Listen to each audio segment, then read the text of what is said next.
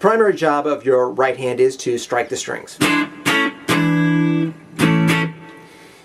In this case, we're going to start by talking about how to do that with a pick. You want to use a pick, or a plectrum, essentially as an extension of your index finger. You want to hold it in between your thumb and your index finger, and basically, see how it has that little point? You basically want to use that as an extension of your index finger pointing out.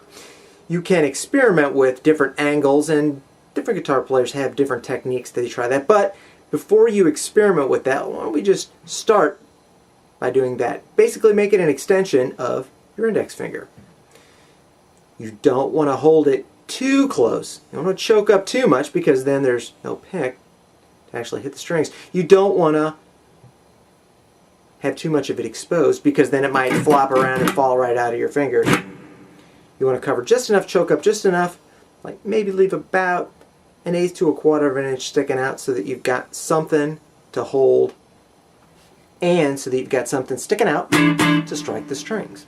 When you do strike the strings, you want to do it in a manner that's grazing across the string. You don't want to dig in too far because, number one, that might get that percussive sound or even make the string sound a little bit too sharp. As well as, if you dig in too much, it's hard to get from one string to the next if you dig in. In order to avoid that, what you do is don't cramp your hand up, hold the pick lightly, hold just enough pressure. If you hold it too hard, you're going to cramp your fingers and your hand and your arm.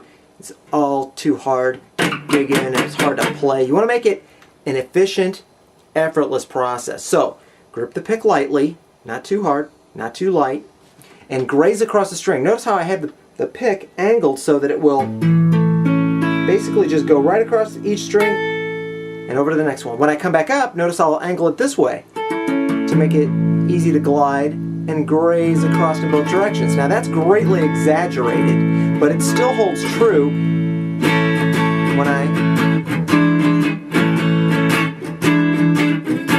speed up. You'll notice that I am still leaning the pick back and forth. This holds true even when I'm picking individual notes. I'll pick and then back up and then down. Notice when I start going faster,